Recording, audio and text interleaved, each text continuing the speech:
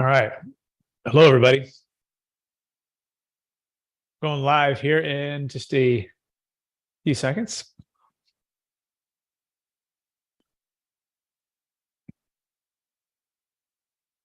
Hello, everybody, and welcome to another capital gains tax solutions. Let's start that over. Hello, everybody. Welcome to another capital gains tax solutions mastermind, where we believe most high net worth individuals and those who help them, they struggle with clarifying their capital gains tax deferral options. Not having a clear plan is the enemy, and using a proven tax deferral strategy is an amazing way for you to create and preserve more wealth by exiting highly appreciated million-dollar assets, deferring your capital gains tax so you can create and preserve more wealth, eliminate the need for the 1031 exchange, and or help your clients, friends, and family do the same.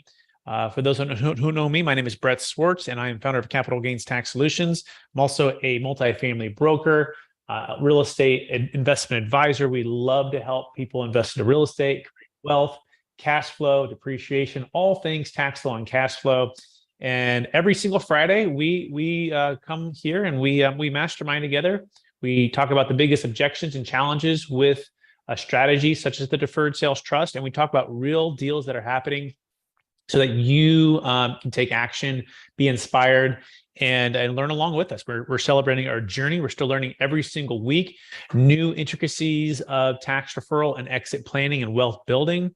And today's topic to start us off is essentially overcoming your deferred sales trust objections, overcoming your deferred sales trust objections. And so I asked our good friend, ChatGPT, 4, by the way, highly recommend it. It's amazing. I said, what are the top 3 objections to a deferred sales trust? So we're going to read these, and then we're going to discuss them, but this kind of just gives us some outline. And the deferred sales trust, as a reminder, is a strategy to defer capital gains tax that arises from a sale of a business, real estate, or other appreciated asset. It could be stock, it can be cryptocurrency, and it can be artwork, collectibles, businesses, real estate. It can save a failed 1031. But despite its benefits, there are several objections or concerns that individuals may have about this strategy. Because be frank, not a lot of people know how it works or have done it. And like anything, until you've done it or have a trusted advisor do it or a trusted friend do it, it can be a little bit nervous to be the first one, let's say, in your circle or in your sphere of influence, right? So the first thing I think is the most objection that we receive, or one of the most, is complexity and lack of understanding, right? So DSTs can be complex because it is a legal structure that have multiple people that are helping to execute this strategy, and that lack of the full comprehension from the seller can be a roadblock. So, for example, I remember when I first started in real estate. As a broker, at least, I started in real estate at a young age, but as a broker in 2006, we started learning about the 1031 exchange when I was at Marcus and Millichap on about day 3. And that 1031 exchange process and the rules and the intricacies, I mean, that took a long time, even for me then, to fully comprehend and understand. There's a lot of if-thens. You need a third party, unrelated, qualified intermediary. You got to make sure that the 1031 is set up prior to the close of escrow. You've got to work with your broker, have the buyer cooperate.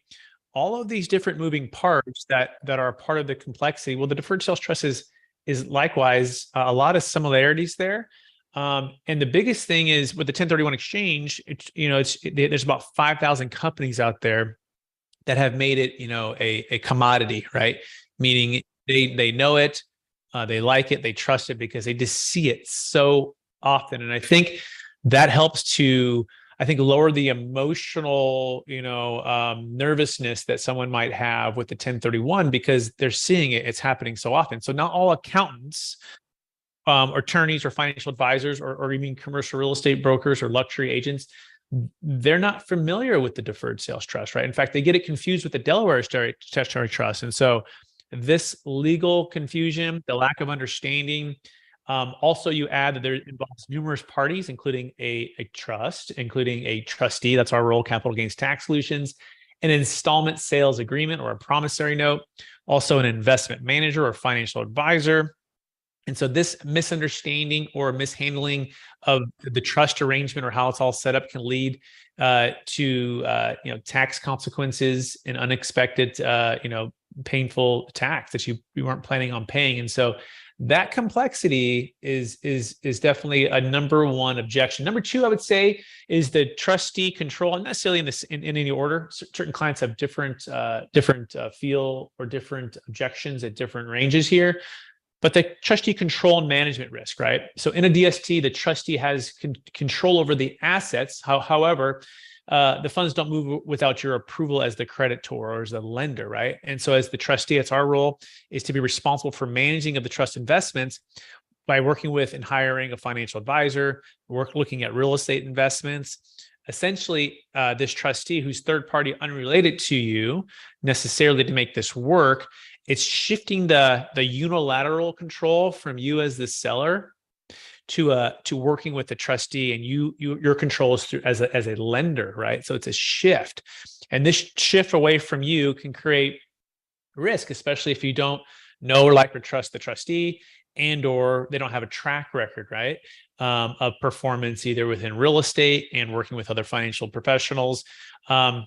We believe we work with some of the best financial professionals, and we approach this as a team sport, right? That's part of why I folks ask like how you're managing and working with high net worth individuals across the country. You ever nervous about it? I'm like, no, I know the team I have, and I'm so confident in the financial advisors we work with, like Jake Carpenter, Jake Miller, and others. And funds are held at TD Ameritrade, Charles Schwab, SCI, Raymond James for other financial advisors, AssetMark.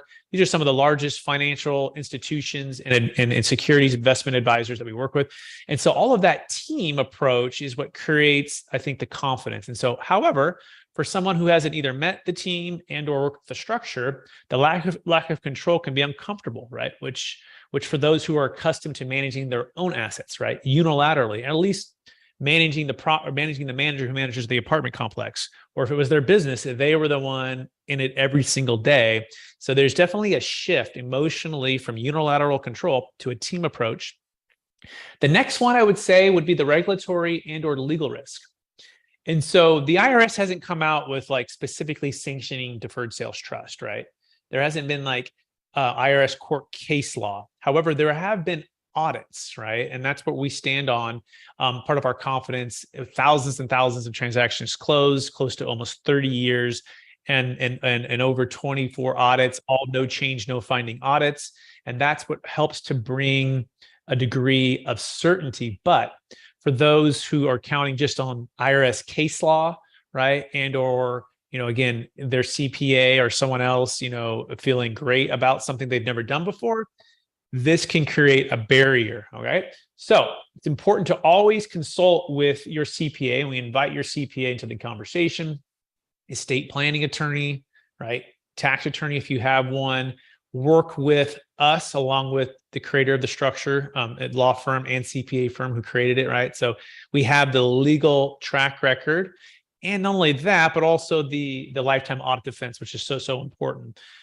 So that being said, I'm going to pause here. I'm going to say hello to some of our strategic alliances and some of our business partners. We have Jake Miller. Is Jake in the house today? Are you in a spot where you're able to say hello? And how are you doing today, Jake?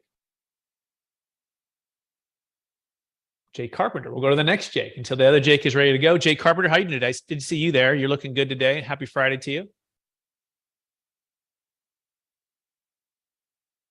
We'll go to Micah. Micah, do you know where the Jake Miller is and if he's going to be joining us today? Well, I will definitely find out. That's for sure. Oh, good. We're live on YouTube and Facebook and stuff. But Micah, how are you doing today? Doing fantastic. Excellent. Doing great. Glad to be here. Glad to talk about the DST. Absolutely. Anything about that opening, about some of those objections that you want to highlight or comment on? Any thoughts there for the audience? Yeah. So I mean, it's definitely good that you highlighted that the investor is kind of relinquishing a little bit of their unilateral control. That's a good thing to keep in mind. And there are certain people that really doesn't fly for, but really, as soon as they understand that their unilateral control goes and is rechanneled through the trustee, it really puts them at ease. Yep. And also too, by the way, how we create transparency protection for the funds. Funds are held like TD Ameritrade, Charles Schwab, or Micah and Jake are financial advisors, right? And now it's never commingled in personal accounts or business accounts or other trust accounts. They're single entity trust that Micah opens up for the accounts that we're doing with her and Jake Miller. There at TD Ameritrade Charles Schwab. So talk about just that process and being able to have transparency online with all the documentation, tax documents, performance of the investments. Sure. Yeah. So anytime that we're doing anything, we will always open up the accounts, but we'll have the note holder being a part of it as well. Anytime that we're investing, we're doing allocation documentation so that the investment note holder is part of that decision making process. I mean, sorry, not all that eloquent today, but yeah. No, I think that's great. And here comes the Jake Miller. Jake, how you doing, sir? Now there, he's live and he's on the move. Where are you today? Yeah. And I don't know where you catch you up, but how's it going today? Doing very well. Sorry, I apologize. I was with some French citizens who were raised in America who have medical clinics in the country of Colombia. So a little bit kind of all around, and just leaving the shopping center where they have their medical offices. But to answer your question and to add a little bit to what Micah was saying, we kind of sit in as your personal CFO for a lot of financial decision making. And there's obviously a client portal, investor portal, a lot of decision-making tools where we bring analytics to the table and help you make the very best overall decision. Sometimes, depending on the client and their needs, we are the out-of-the-box thinkers that bring options to the table that perhaps they didn't know existed. And that's part of our job, to assist Brett Swartz as the trustee in the financial and investment decision-making process so that within the DST, which is a tax preferential vehicle, clients are able to maximize not only their tax efficiency, but their investment rates of return based on their objectives and goals that we establish based on the planning process. They're selling something, and perhaps it could be the largest transaction of their life or one of their larger transactions. And we're helping them roll the gross proceeds of that sale, minus attorney fees rather than minus taxes, into eligible investments that they perhaps weren't even eligible for before this transaction, but now that they have a deferred sales trust, the world of investment opportunities has now been opened. And we bring that to the table. So well said. That's Jake Miller, everybody, certified financial planner. He also served in the military, which is fantastic. You can reach him and find him at strategictaxsolutions.com. If you want to get connected with me right now and take action, go to capitalgainstaxsolutions.com. So let's also ask, I think it's fair to ask ChatGPT not only what they think the biggest objections are, but also maybe what's some ways to help people overcome those objections. Okay. And so this is kind of interesting. And I like the way they put this. It says, understandably, and this is in regards to the overcoming the complexity of lack of understanding objection. Understanding the complexity of the deferred sales trust can seem daunting initially, right? It's your biggest exit that you might have in your entire lifetime, like Jake just said, and it has implications for the future and for maybe generations to come with this wealth, right? And the way we like to put it is like the fourth quarter, there's 10 seconds to go, and you're running with this football, and you're trying to score this touchdown, but the IRS is kind of like that big linebacker that wants to stop you from hitting either scoring that touchdown or if you score the touchdown, they want you to kind of maybe fumble a little bit. It's not a great analogy, but perhaps it's going to be taxed, right? It's really what we're getting at. And so if you can set everything up prior to, it's not as daunting if you've had time to spend with us, right? This is part of why we're creating this content, this education. It's why we have our coaching program. It's why we have our new book with Kevin Harrington from Shark Tank in the book, and also Jake Miller and myself talking about, ways to build a capital gains tax exit plan so that you have as much time and opportunity to build the know, like, and trust so that you plan your exit plan now so you can exit and not have to combine these two, daunting type of, decisions, because it's really stressful when you're exiting your business, your highly appreciated, house, commercial real estate, and changing and trusting a new team. Okay. So that being said, this is what ChatGPT says and what I agree with as well. That's where expertise of years come into play. You're looking at Jake Miller with his years and years and years of experience, myself with years of experience. In fact, I'm working in real estate since 2006. So I consider myself like a real estate advisor when it comes to investment real estate. Jake Miller would be a financial advisor, and collectively you're counting on that track record. But guess what? You probably have a lot of knowledge and expertise as well, and we want to invite you into the conversation. And not only that, but it's ultimately, if you don't approve of the investments, we're not moving the investments. So that helps to simplify the I think the complexity, right? As well, we want to make sure your CPA is as comfortable as they can be and understands the intricacies. There's going to be small questions or big questions, but really detailed questions is the better way to put it, about how to report it on an installment sale method, right? How the income the interest income is taxed. How the capital gains, principal portion is taxed. When the tax is paid, how it can pass to your children and your heirs, right? You want to work with your estate planning attorney and have a living trust set up. And all of those intricacies are a part of our educational materials and our support so that you can navigate this unfamiliar territory. You're not doing it alone. You have a guide every step of the way to help you with this, right? Whether it be investments, whether it be the compliance for reporting with the IRS and your tax returns, whether it be with passing it to your kids and your heirs. We believe in empowering our clients with the knowledge and be here to answer any questions, no matter how detailed they may be. And part of how we not only say this, but we live this, in that we provide a 100% no cost, no obligation analysis, detail, and working with your CPA, estate planning attorney, working with your commercial real estate or luxury real estate agent, and answering all the questions. And for some reason you don't want to use the trust, no problem. Or your deal doesn't close for some reason, no problem. You don't owe us anything. In fact, we're no cost, no obligation due diligence. The next one has to do with overcoming the trustee control and management risk objection. So this is the one where it's natural to feel uneasy about relinquishing control of your hard-earned assets. But we're here to assure you that as the deferred sales trustee, our priority is protecting and growing your investment. The way we put it here at Capital Gains Tax Solutions is there's not one single dollar that we want to be not in a great position to grow and be invested and paid back to you at any given point. And so that is our goal, is to protect and grow the investment by working with folks like Jake Miller, like Jake Carpenter, who's going to talk here in a second, like Micah, who's on Jake Miller's team. And together we can execute that with potentially, or most of the time, somewhere between an extra 25 to 50% of your gain that would have been wiped out, or your net proceeds, is all in the trust, right? All in the trust growing, right? So we have a long track record of successful trust management backed by rigorous risk management protocols as well that we follow. And most importantly, our interests align with yours. The more we can understand what you want, the outcome that you want to be, and what your wealth, not only plan, but impact for the wealth, the more we can help you with that. So we don't want you to be in the dark about your investments. In fact, we give regular updates. We give full transparency on how the assets are performing.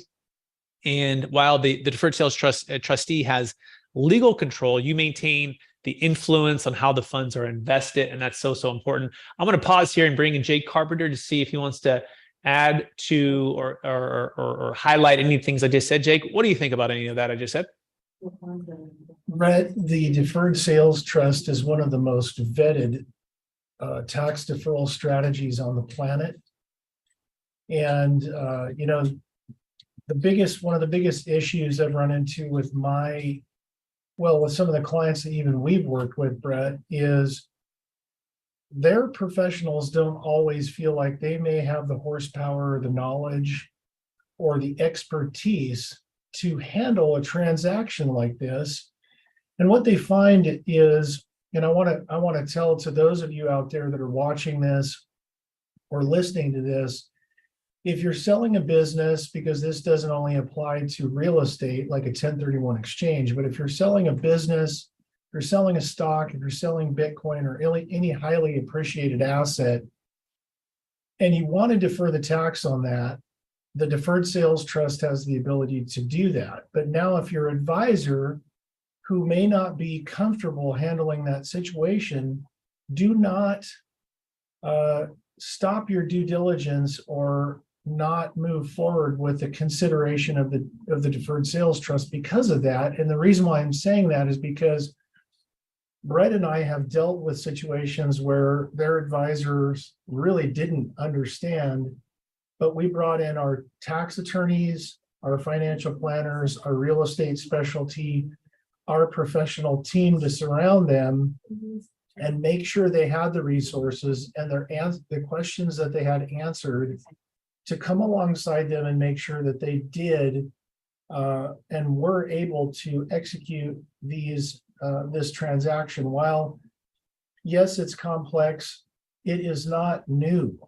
We're using IRC code 453. This is almost a 100-year-old tax code.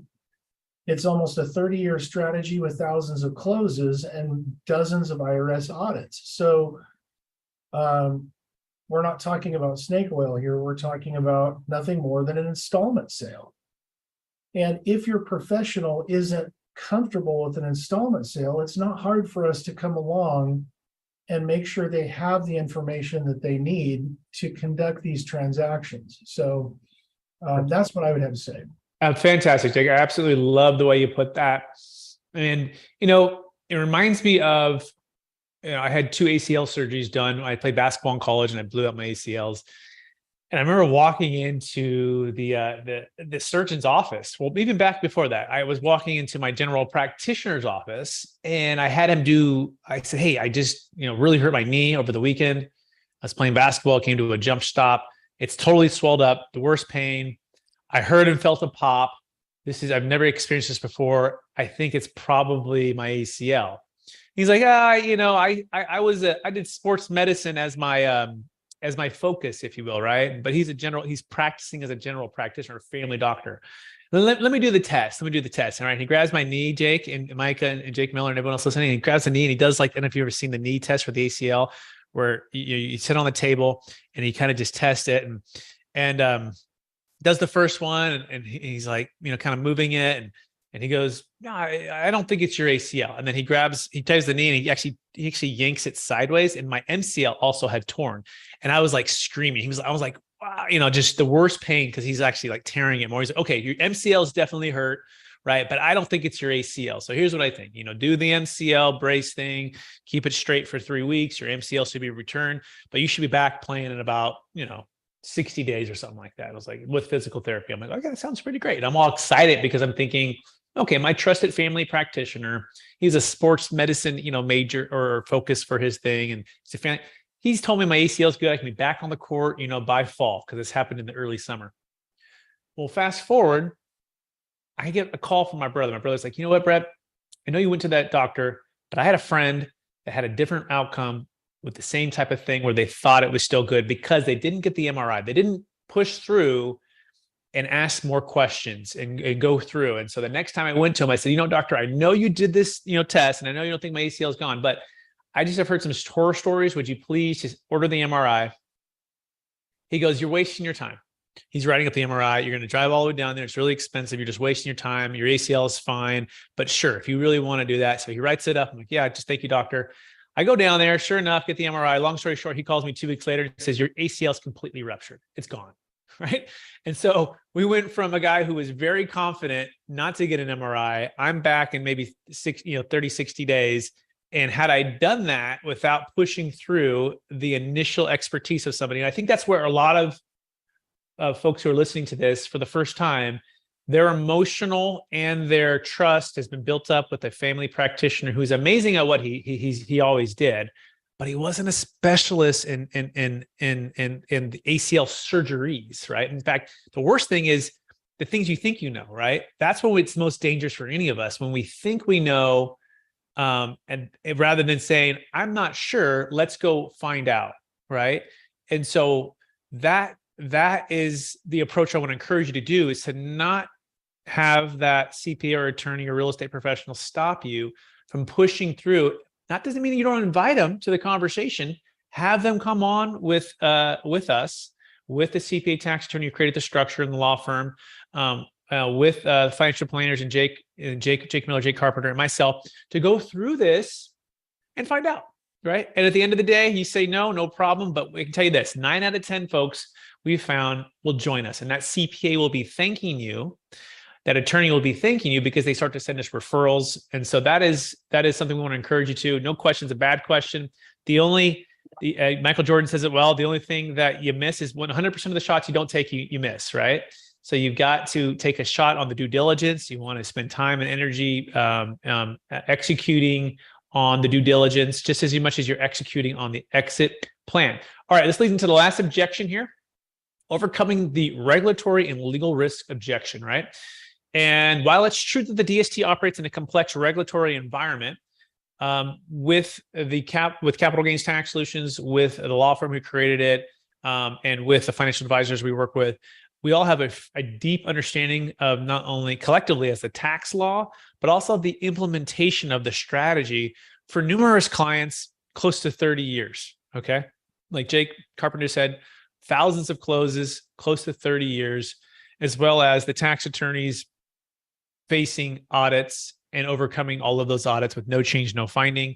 And so the DST structure has been vetted as pertains to audits, right? And we also are, staying up to date on the IRS guidelines. So no strategy can entirely eliminate risk, but we strive to minimize it. Moreover, we stay abreast of any changes that are going on. But ultimately, the decision is yours, and we're here to facilitate that process with you with as much information, assurance, and support as you need. And the deferred sales trust can be a powerful tool for preserving your wealth and by deferring the capital gains taxes and then growing your wealth at optimal timing. And that is our goal, to help make this journey for you as seamless as possible and as worry-free as possible. That being said, I'm going to open it up for questions. You can put it in the chat. If you want to take action right now, you can go to capitalgainstaxsolutions.com. You can also subscribe to our YouTube channel by searching Capital Gains Tax Solutions, and you can look for the book that was just released, #1 bestseller, Building a Capital Gains Tax Exit Plan. And it's the proven playbook for unlocking your wealth plan of any kind, or selling assets of any kind for yourself and for your clients. So who has questions? Unmute yourself, say hello to us, and me, Jake and Micah are here to answer. Give me comments too. Doesn't have to be questions. It can be just like something you liked. We love the encouragement as well. You can also raise your hand on the little reaction guy, and it gives a little hand up there on the Zoom.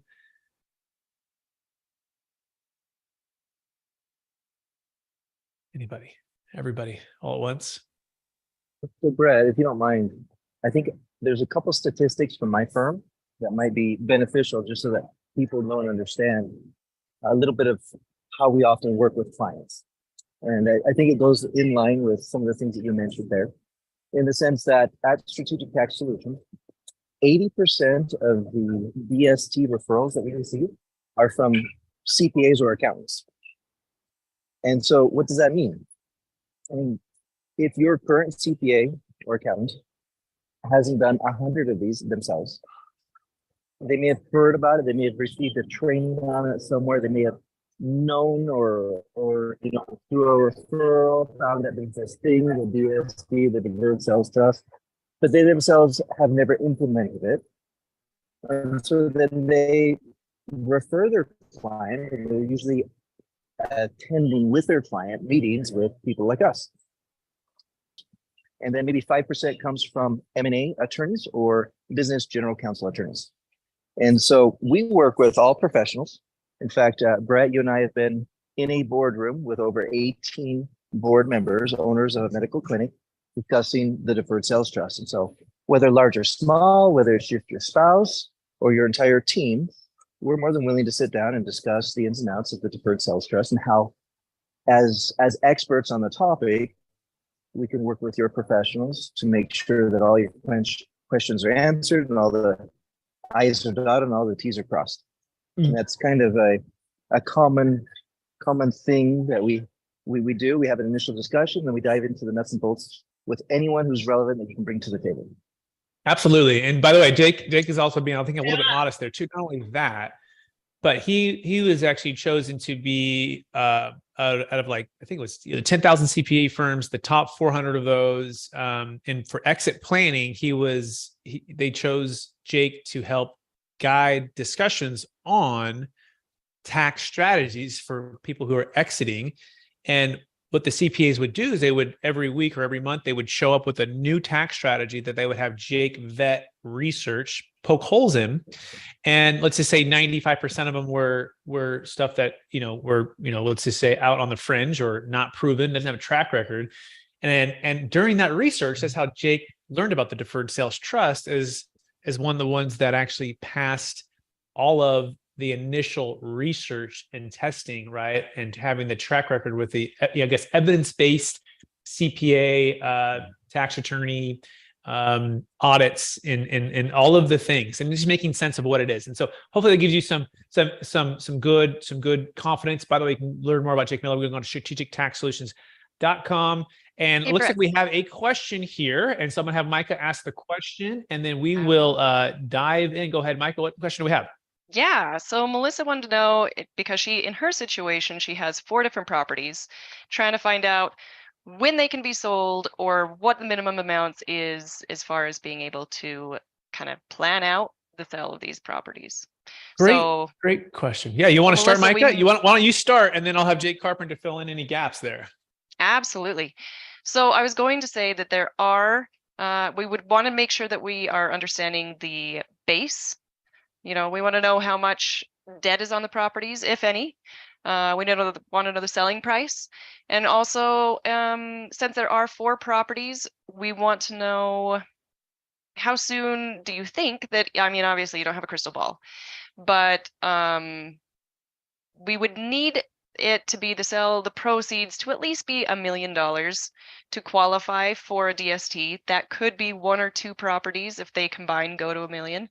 It could be all 4 properties, but we kind of have that conversation and see, okay, when do we expect those properties to sell? So that's kind of where I would start that conversation. That was a good start. Jake Carpenter, do you want to reiterate that and or just clarify anything there? No, that was a really great start. We want to know the basis. We want to know the total sales price. We want to know that there's $1 million or more of total sales proceeds. And we want to make sure there's at least $1 million subject to capital gains tax. And then from there, we would hopefully, what we're looking for is a sale within 1 calendar year. And then we want to start the due diligence process as soon as possible. Loop your attorney in, loop your CPA in, get the team put together, get all your questions answered, just to make sure that the deferred sales trust is going to be a strategy that's going to fit your needs. Fantastic. Pretty good. And I think both of those are perfect. And so and it's good to hear it from multiple ways. And so I'll say it again here. So find out what your adjusted basis is. Now, your adjusted basis is what you purchased the asset for, plus improvements minus depreciation, right? So if it's a multifamily property, you bought for $1 million 27 and a half years ago, and you've owned it for that amount of time, and you've done straight line depreciation, it says 0 depreciation likely, right? If you took the straight line over those years, the value is now $5 million, right? And so you have a $5 million gain. Now you might, in the last couple of years, added, $300,000 of improvements. And so now you might have a little bit of a basis there. So you'll want to just really clarify with your CPA based upon your tax returns, what your adjusted basis is. If it's cryptocurrencies, it's basically what you bought it for, right? Or stock, because it's just what you purchased it for. That's your basis, right? There's no depreciation there. Number 1. Number 2, obviously what you could sell it for. Number 3, the debt. Really important, the debt. And here's the thing: we don't want the debt to be above the basis. That's considered ordinary income tax, and that's something that the deferred sales trust cannot defer. Although if you're doing a 1031 exchange, you can look up on my YouTube channel. In fact, I'll drop it in the chat here. That is it's basically using 2 DSTs with a client named Ron Anderson. He and his wife are selling a property in Colorado, and they had about $1 million debt over basis challenge. And so we use what's called a Delaware statutory trust to couple with the deferred sales trust. And if you're not here inside of our YouTube, or I'm sorry, our live stream right now inside of Zoom, you can go to Capital Gains Tax's YouTube channel and just look up Ron Anderson on my channel, or look up multifamily $4.2 million using a deferred sales trust with Ron Anderson. And that'll break down how to do that and how we helped him. Okay. And then the timing aspect, right? So it's key here that we set up the deferred sales trust prior to the close of escrow, but even more so prior to the buyer removing all contingencies, or if you're selling cryptocurrency or stock before selling that stock, okay? So we need to have time to set everything up unless you're in a 1031 exchange, and then we can save a failed 1031. However, realize that not every single 1031 exchange company or accommodator wants you to know about this. In fact, they want to keep you in the 1031 loop, or they just don't know or like or understand or trust it because of whatever, right? So we just choose not to work with the groups that don't know how to do it or don't want to work with us. That's great. We have others that do, right? They give you all the options, but for regular 1031, a Delaware statutory trust, or deferred sales trust. So you can just contact us at capitalgainstaxsolutions.com to get that set up. Okay, now that's a lot that I just said. So I'm going to ask Melissa to please unmute yourself if you can. And let's just see if we answered those questions for you or anything that we can clear up for you. If you're still here and you're able to unmute, and maybe it's not a safe place for you, you might be driving. Oh, are you there? Hi, Melissa. How you doing? Yes, that was very helpful. You answered all the questions I had about that. Excellent. And where are you calling from? From Southern Illinois. Okay, excellent. So that's one of the higher tax states like California and New Jersey and New York. So what other questions or thoughts do you have so far? And by the way, how long have you been, how did you find us, and how long have you been kind of learning about the deferred sales trust? Today, I found you yesterday, and I'm learning about it today for the first time. So I've been focused. I'm an optometrist, and I have a private practice that I'm going to be selling in 10 years. So I've been looking for different strategies with that, but I also have other real estate holdings. And I'm not sure, would this type of a thing also apply to the sale of a practice, or only the real estate? 100%. Optometrists, dentists, orthodontists, veterinarians, very, very common with the deferred sales trust. We just helped a dentist in New Jersey exit. They had about a $2 million exit, had worked there for 25 years, and they were looking at about a $800,000 tax. Right. Without the deferred sales trust, have about 1.2 million, with it about 2, and able to live off all of the interest from that too. So yeah, in fact, we think it works best for businesses for that matter, especially if it's a C Corp, because C Corp has some unique extra taxation on the exit. So regardless if you're an S Corp, C Corp, LLC, professional practice, tech entrepreneur, stock, cryptocurrency, real estate, we can help. If it's in a partnership or not in a partnership, we can help. There's really not any asset that we are aware of. We can do planes, we can do helicopters, we can do really anything that has a huge gain and is subject to a large capital gains tax. So any thoughts or questions on that, Melissa? No, that's very helpful. Yeah. So this is the first time I'm actually even hearing about this. So I plan to continue learning more. Cool. Thanks for jumping in and unmuting for a bunch of new people online. So that's very cool. Awesome. The next question we have is from Kevin. Hello, Kevin. It says, can you sell cryptocurrencies that are only listed on a decentralized exchange like Uniswap? Great question. So in fact, for the cryptocurrency deals that we've closed, we've mainly used Kraken. Okay. And this is before, let's say, the crypto crash here. And they were Ethereum and Bitcoin, right? So we are happy to work with you on that. Every cryptocurrency is a little unique, but if you can basically get it to Ethereum and be able to transfer it to a Kraken account, there's definitely some steps there that we'll walk you through.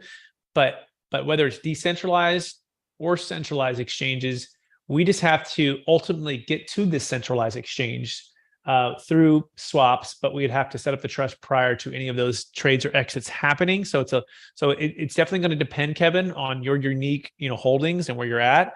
So feel free to unmute yourself too, Kevin. It'd be great to say hello, and maybe we can see if that answered your questions or any thoughts on that, Kevin. Sure. Yeah. Hey, how's it going? Hey, good. Nice to meet you. Where are you calling from? I'm calling from California. All right, right on. I'm originally from Mission, San Jose, Fremont, Sacramento. What area of California? Like around the OC area. Okay, great, excellent. So, what questions, thoughts do you have? Yeah. So I was just wondering. I guess you're saying you could sell it to Ethereum, and then because that would be considered a sale, no? So right. So it depends on. So we would typically.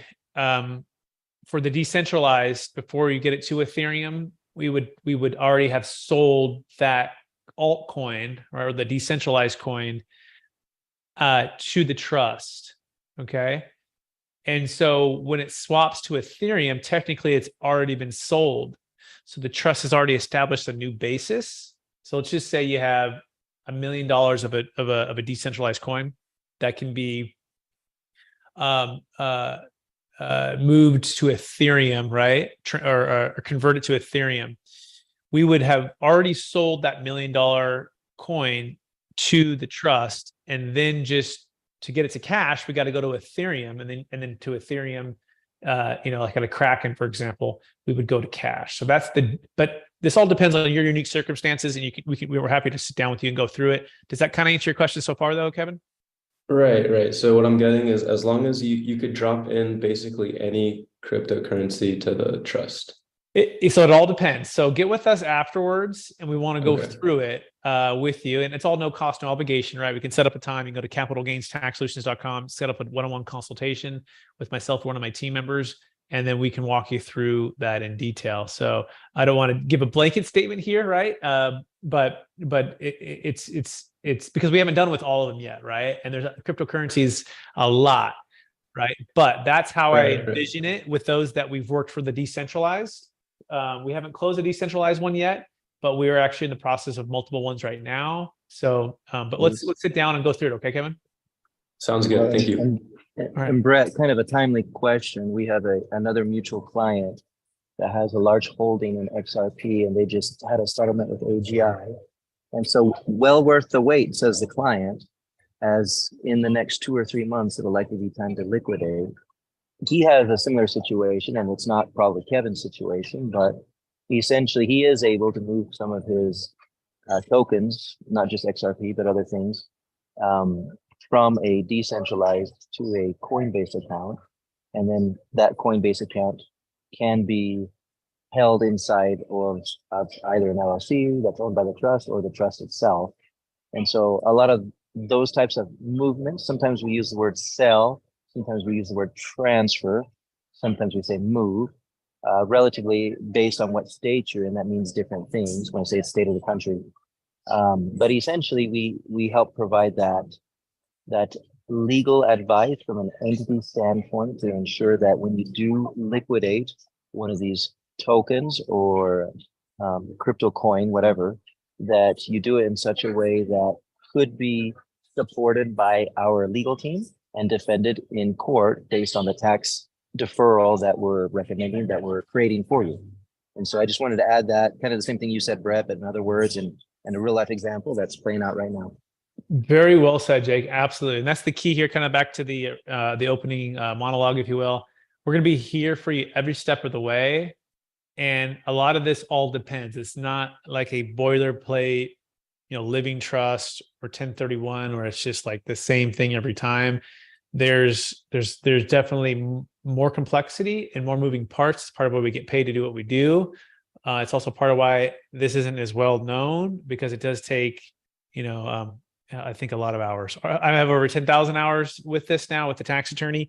So the neat part again is we have no cost and obligation. So yeah, Kevin, book a time with us. We're happy to go through it. We have the next question from Chris, and Chris asks, is there a playbook for CPAs, step-by-step guide?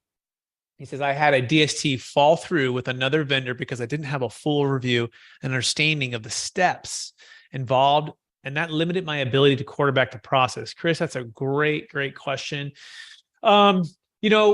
I think the first playbook would be building a capital gains tax exit plan if there were a playbook, right? I think this is going to cover some key things. This is the book that we released here recently on Amazon, and it's going to give you some tactical knowledge on the deferred sales trust. Some of the chapters involved with the deferred sales trust are, break out of capital gains tax jail without using a 1031 exchange, overcoming false beliefs with the deferred sales trust, and then also just the step by step.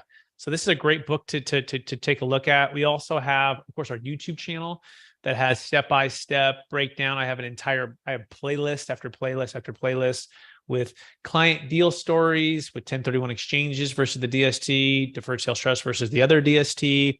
And then we also have experttaxsecrets.com now, and that's actually our coaching program. And so if you're looking for like more hands-on practical coaching, you can go to experttaxsecrets.com. You can sign up for our coaching, and this helps to give you one-on-one guidance, coaching, step-by-step. So, but it's not just like a one size fits all as probably you're, gathering here. It's really the team. And so in some place like yourself, Chris, where you're at, I would just encourage you to dive in with, all of those opportunities, and then obviously bring the cases to us to give us an opportunity for you to, for us to perform and you to absorb, right? That's the biggest thing. I think a lot of this is caught, not taught. We can talk about, these steps, but until you're in the live deal. So that's what, hopefully that'll be my encouragement for you, Chris. Chris, you're happy to unmute yourself and say any questions or comments there. It'd be great to meet you over here, Chris.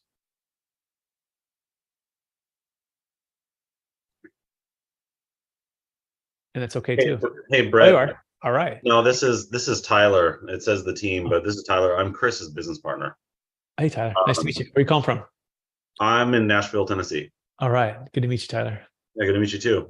Really appreciate the explanations of everything. Just to kind of piggyback on that, as Chris had said, we had a DST that kind of fell through. Now, there were circumstances around it. The client was rather difficult to work with. He changed his mind multiple times throughout the process. He came to us with a very shortened time frame. He claimed that his current CPA, he had been trying to get a hold of her for quite a while. She finally reached out, and unfortunately, she said that she was stage 4 cancer and in treatment and couldn't take care of him. So it's a very emotional, very trying time. Definitely not an ideal type of case. But what really tanked everything in the deal was the fact that the vendor that we were working with, we felt like we were going blind in the whole situation. At each step of the process, we did not know what to expect next. Chris, I'm the business side of everything, the entrepreneur side of growing our company. Chris has the industry knowledge, CPA, investments. He, just didn't know what to expect next, and neither did I. Every time we were asking for any kind of guidance, we had to go and ask to try and get the next step. We didn't know, what needs to be done here. Who carries that out? Who's responsible for communication?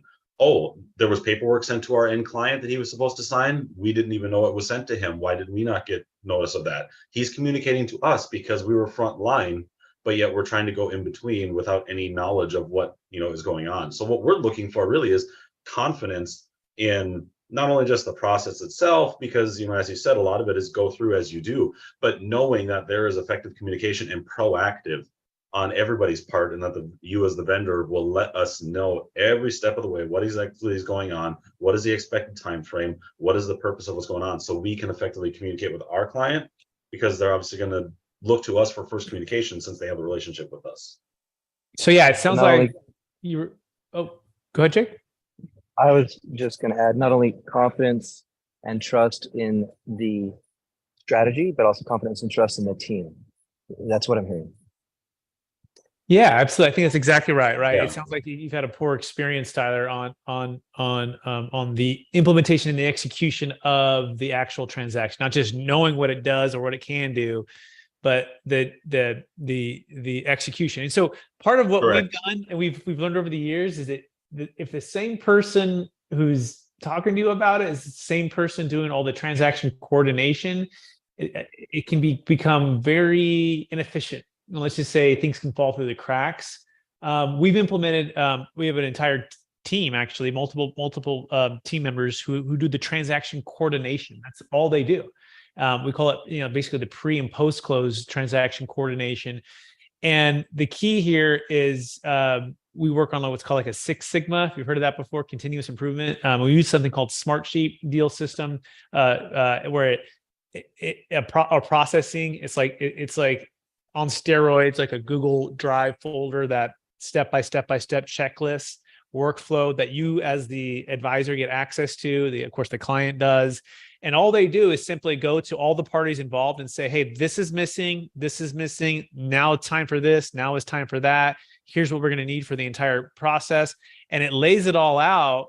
And then guess what? All of the fully executed documents, all of the key, facts, all of the key players are all there for you. So you can at any point log in and say, hey, where are we with that? And go, oh yeah, we're right there. Right? Oh, it looks like it's waiting for this person. And so I think that's the key. Tyler, does that sound like it might be something that would have helped if you had something like that? Yeah, it sounds like it's a simplified, streamlined, CRM of sorts to just simply follow the process workflow of it. And that's exactly what it would be, is rather than having to reach out through a direct communication, from us on an email or a phone call or something asking for it, to have something, a living document that is showing the flow as it goes through and is accurate and up to date. You got it. An understanding of it. And yeah, that's exactly what we're looking for, is just having that confidence and knowing that if we bring another one, even if it is not an ideal situation, obviously we want to try and help everybody we can. If it's impossible to do, having the parameters and the fortitude to literally say, well, okay, given what you're trying to do and everything, this is an impossibility. Can we change circumstances? Is there flexibility here to make it work? Yes or no? Just so that we're not over-promising, under-delivering. And then also when we are doing it, in this last one, like I said, it wasn't an ideal situation, but it could have possibly gotten done, but communication completely broke the whole thing down, and it ended up being wasted time for everybody. Yeah, we'd love the opportunity to compete for your business. And so, contact us. I'm going to put I'll shoot you my email right now, Tyler.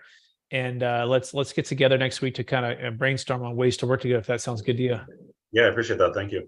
Excellent. Hey, Brett, I was yeah. just going to throw out, so you gave a little bit of background on the fact that I was a coach and an instructor for a large association of CPA firm owners and a few different things like that.